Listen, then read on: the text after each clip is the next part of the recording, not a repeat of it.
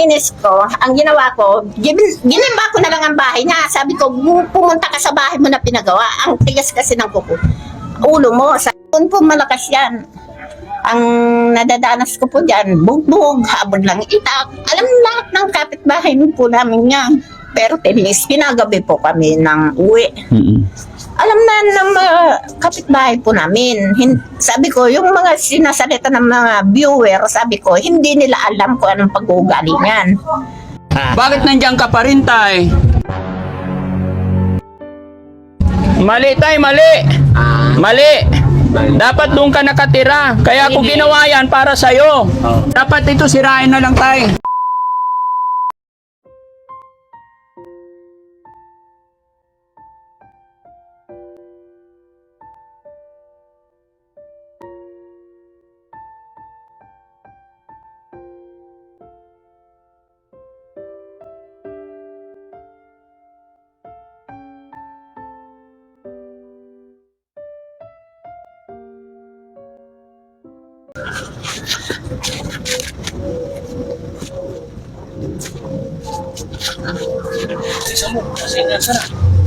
Kumusta ka na, tay? Salamat sa Panginoon. Yan ang mababang buhay. Po?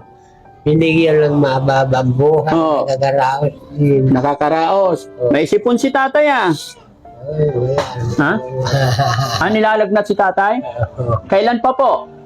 Sipon, ubos sipon yan, tay. Wala naman akong magawa.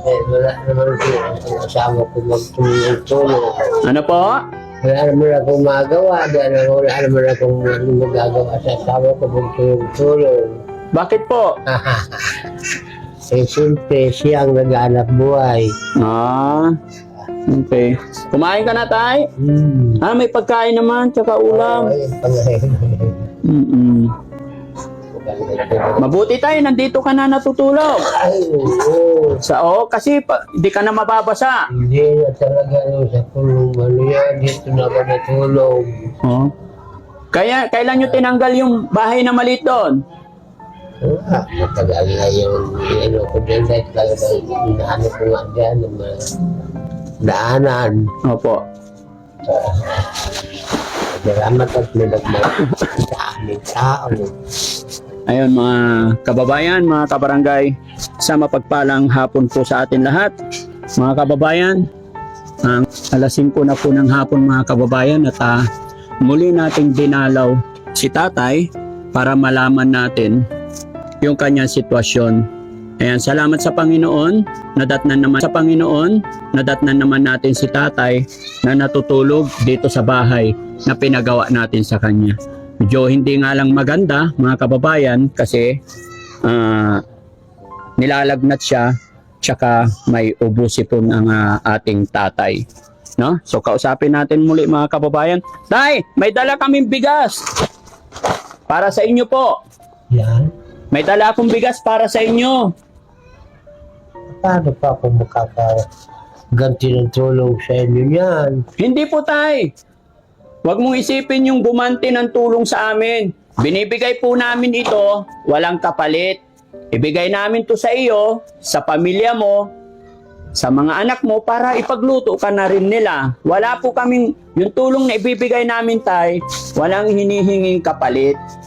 Ito ay kagustuhan namin, kaloob po ng Panginoon, kaya huwag mong isipin. Salamat naman. At may mga tao mga tulong. Ano nararamdaman ni tatay? Mapungay yung mata mo, tay. Yung ano nga ako hirap magtigil. Po? Sa ano lang siguro ito sa panahon lang siguro. Dahil hindi nga ako nakaano. Dahil paraya naman ang ulan ni. Asa na asawa mo, tay? Ay! Salamat sa Panginoon, nagkatagpo tayo, nay. Pwede ka ba namin makausap? Pwede po. Ayun. Dito ka, nay.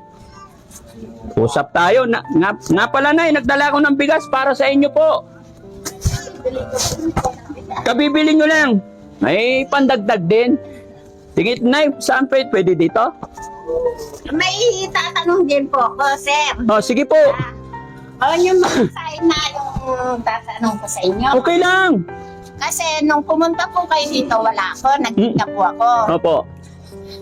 Eksakto nung ginabi po kasi ako na nagtinda ng walis tingting. Mm-mm. Nabalitaan ko na lang po na ano yung pumunta po kayo dito. Mm-mm.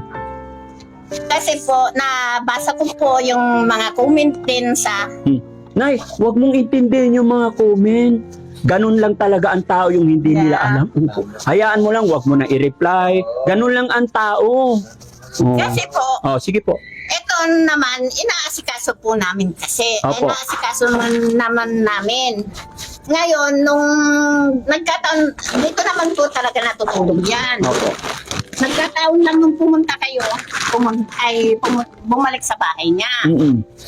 Tapos, sa sobrang inis ko, ang ginawa ko, ginimba ko na lang ang bahay niya. Sabi ko, pumunta ka sa bahay mo na pinagawa. Ang tigas kasi ng kuko. Ulo mo, sabi ko, sinishare mo lang ko. Ang ngayon, nagpapaasikaso siya. Dito nakatira. Na umiihi na po dito.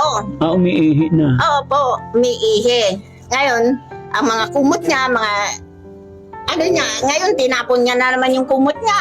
Dahil ayaw niya palaba.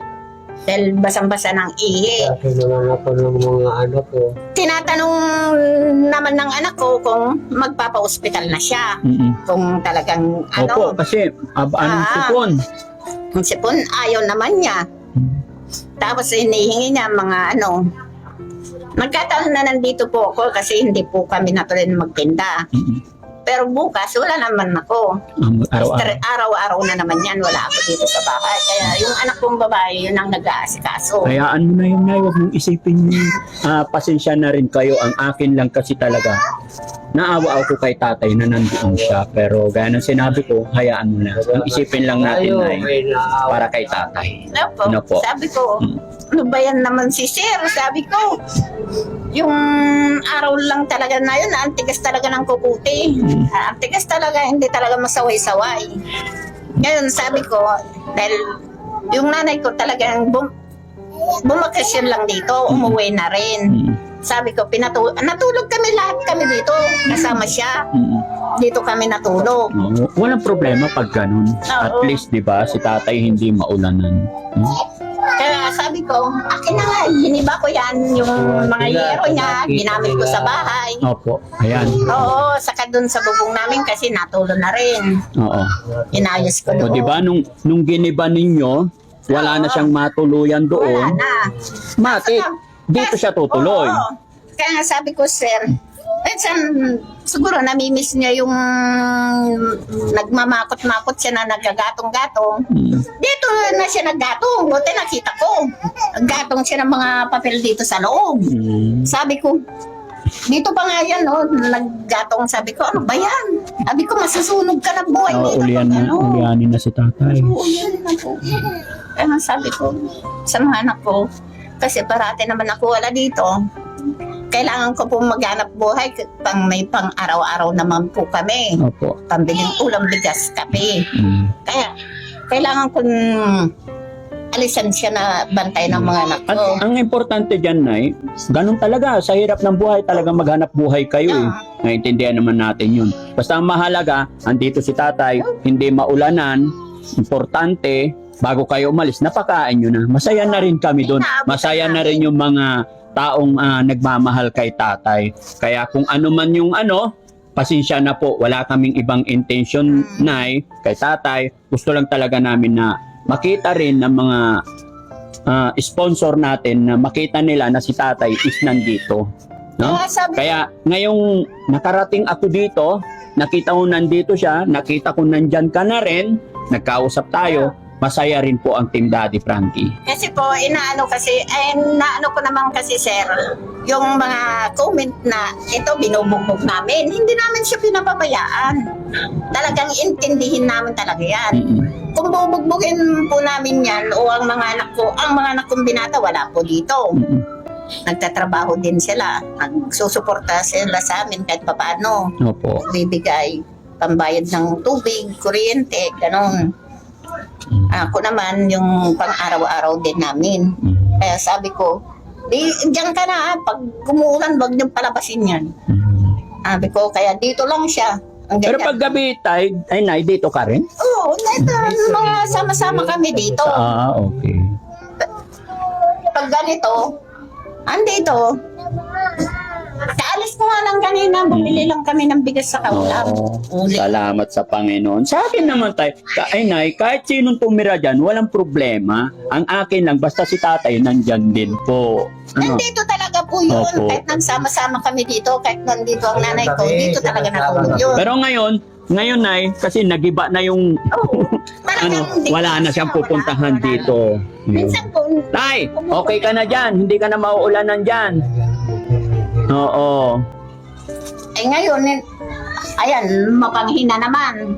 Mamaya ko na naman lilinisan. Dapat palang ginawa natin sahig kawayan, no? Opo, yung may butas sana kahit papano, kahit umihi na lang siya. Yan. Kawayan na lang. Kasi ito, basa naman sa mga gilid-gilid na ito. Kaya, sabi ko, bumibili ako alcohol, binubusan ko dito alcohol pag mawala yung panghi dito sa bahay niya. Pero nay, kumusta ang pakiramdam ni na tatay? Parang hindi okay. Sabi nga namin po, dahil yung anak kong panganay pumunta po kanina dito, Opo. dumalaw. Tinatanong niya kung gusto niya dalhin siya sa ospital. Ayaw naman po Kahit ayaw niya, pero sa'yo na lang dalhin. Ganyan lang siguro talaga. Tamad na gumala eh. Pero nakakalabas pa naman po siya na. Tinapon niya nga po yung kumot niya. Tay, sana hindi ka na magsisigarilyo, tay. Ayan po, hindi niya maiwasan po yung sigarilyo. Kanito ang pabili niya. Bukas na yan, mga Kung hindi namin bibilihan, magwawala naman po. Inaaway po naman ako pag yung walang sigarilyo. Kaya ang ginagawa namin, binibigyan na lang po namin. Ilang taon na ba si tatay ulit? Ano po yan, 74 po. 74. Kasi mas lalong nakakapanghina yan kung nagsisigarilyo pa. Apo. Huwag na lang bigyan. Kaya nga po, sabi ko doon sa mga anak niya doon sa likod, yung unang anak niya po, na tawagin niyo ang mga kapatid mo, natin kung anong gagawin natin sa tatay niyo, tulungan niyo na lang ako diyan. Sabi ko sa kanila, sabi ko, hindi niyo naman masisisi, nandyan lang naman kayo. Parati rin ako naghahanap buhay. Opo. Siyempre, sabi ko, tulong-tulong naman tayo dito. Ngayon, tatawagin daw nila yung mga kapatid nila sa una. Yun.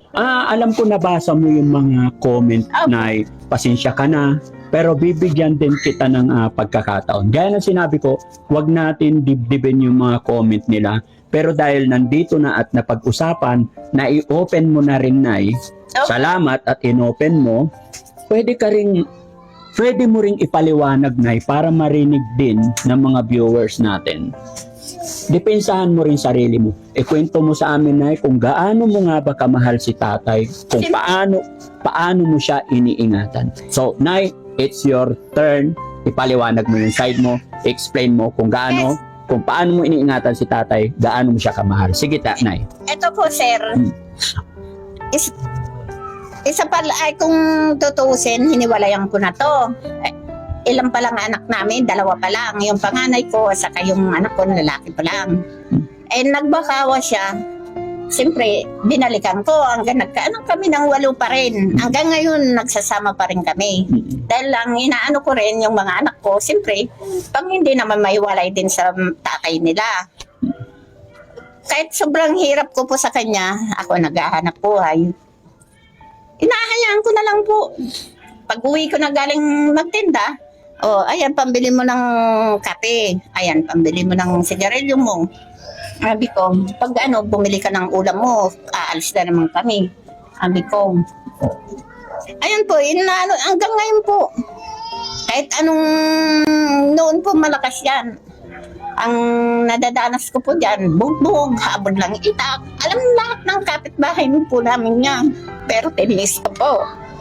Kaya sabi ko sa mga anak niya, hindi nyo naman ako masisisi kung anuin ko yung pagsalitan ko ng hindi maganda yung tatay nyo. Lalo na, sabi ko sa kanila, pumunta si Sir Frankie dito. Sabi ko, wala ako. Masasakit ang salitan na sabi niya rin. Sabi ko, bakit pinapabayaan namin yan? Eh, ang tatay niya, ang tigas ng kuko, ang tigas talaga ng ulo niya.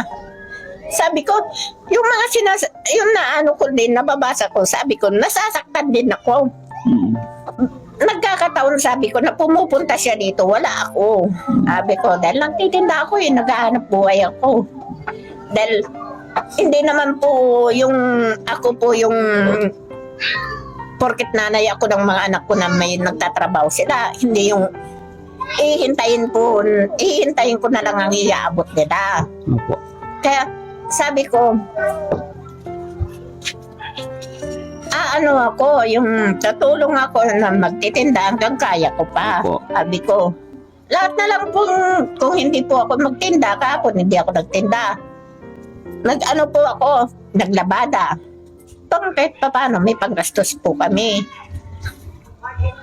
So, bukas po, wala na naman kami. Hanggang linggo lang na naman po ako nandito.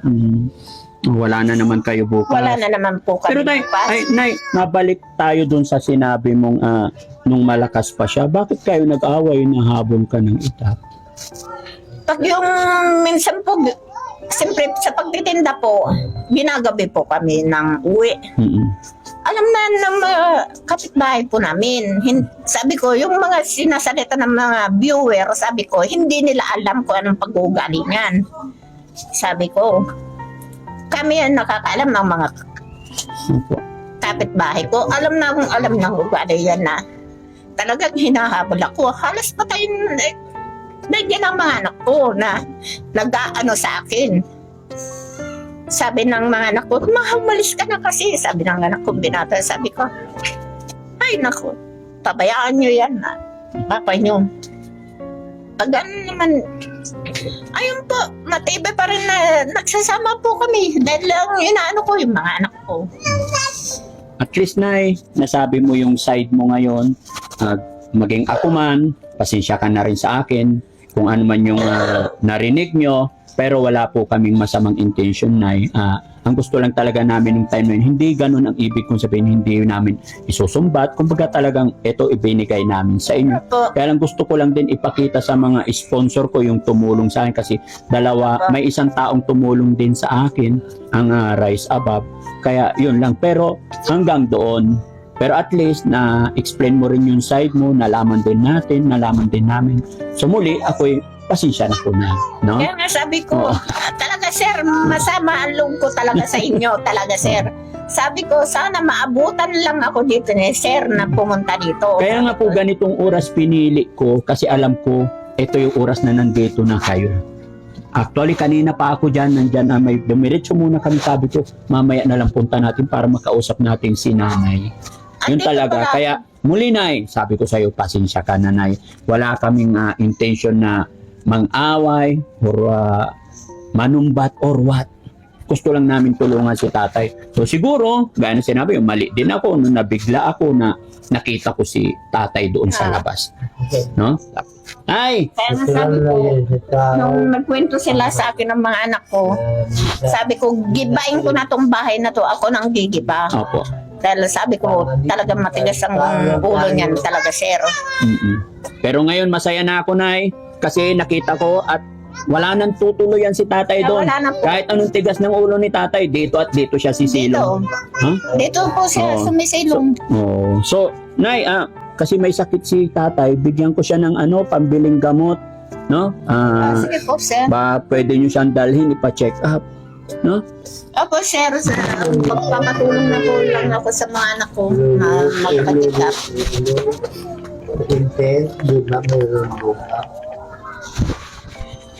Nay, magbibigay ako ng 5,000 para kung anong kailangan gamot ni tatay, no? Sige po. Bilangin mo, Nay. 1, 2, 3, 4, 5. Itong ibinibigay ko sa inyo, Tay, ay Nay, hindi po para kay tatay lang. Para sa inyong pamilya. Para sa iyon din po. No? Salamat po sir. Opo. Dahil kayo ang nag-aalaga kay tatay, siyempre, kayo ang magmamanage. Kaya sa inyo ko na rin bigay. Hindi ibig sabihin binigay ko is kay tatay lang. Para sa inyo din po. Kaya gaya ng sinabi ko, ayun. Ano po, Tay? Sa aming pamilya, sa binigay mong tulong. Okay lang po yun, Tay. Ganon po talaga. No?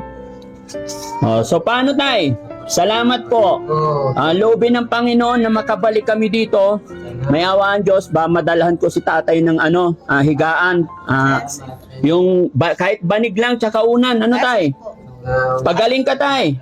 Ang inaano niya po talaga sir, electric fan. Electric fan. Sige po. Ano siya talaga, masyadong malampas po dito sa bahay. Malamok. Sige po. Sa lalong madaling panahon, hindi ko lang masasabi kung anong araw. Sige, electric fan, gagawan natin ang paraan yan. Kasi, Alam niyo po, marami nagmamahal kay tatay. salamat po naman sa binigay niyo po na malaking tulong na po talaga to sa amin. Opo. Lalo na ipapacheck up po Opo. siya. Tsaka sana, magbihis si tatay. Ako, pinagtatapon na po sir yung pati kumot niya dito. At tinatapon niya yung mga kumot niya. Pati damit niya po sir, Bakit tinapon na pinagtatapon? Ayan. Tinapon niya. Kaya nahanap ko kanina nasan na yung kumot niya dalawa na binabanig niya sa kinukumot niya. Opo. Sabi ng anak ko, ano daw, tinapon na daw. Sabi ko, bakit niya tinapon? Lalabahan namin lalabahan bukas at ipapadryer ko sa kapitbahay. Opo. Ayan. Salamat, Nay, ha? Salamat po sir. na talaga na ano nyo yung nasa loob ko. Opo. Talaga po nasasabihin talaga sa inyo po Opo. sir. Ayan. So at least nasabi mo yung side mo rin. Nasabi mo sa amin yung damdamin mo. Kasi lagi tuwing nagpupunta ako dito mga kababayan talagang nagkakataon. Wala si nanay. Nung pinagawa namin, dumating si nanay, gabi na. At saka medyo pagod din kami nung time na yon, di na rin kami makapag-interview. Pero ngayon mga kababayan, mga kabarangay, ang naging malinaw din po sa atin lahat, narinig nyo rin po yung side or panig ni nanay. Pero ano't ano man sinabi ni nanay, pagpasensyahan nyo na rin po si tatay dahil maaring si tatay ay ulyanin na, may katigasan na ng ulo. Gaya po ng sinabi ni nanay, ano't ano man ang pinag-awayan nila noon, hanggang ngayon nagsasama pa rin sila. Diba? Kaya maraming salamat sa inyo. Mga kababayan, mga kabarangay, maraming salamat din po sa inyong lahat, sa inyong suporta sa Team Daddy Frankie. Ayan, sa mga nagko-comment na hindi maganda kay tatay or kay nanay, sana po unawain natin sila. Yan, muli po, Daddy Frankie po, anak ng Pangasinan, from Pangasinan. Mabuhay po tayong lahat. Nay, bigas, para sa inyong lahat. Salamat po. Salamat din po sir. Okay. Hindi na kami magtatagal kasi gagabi na kami. Sige po sir. Yan, bro, thank you. Salamat po. Maraming salamat. Maraming salamat po.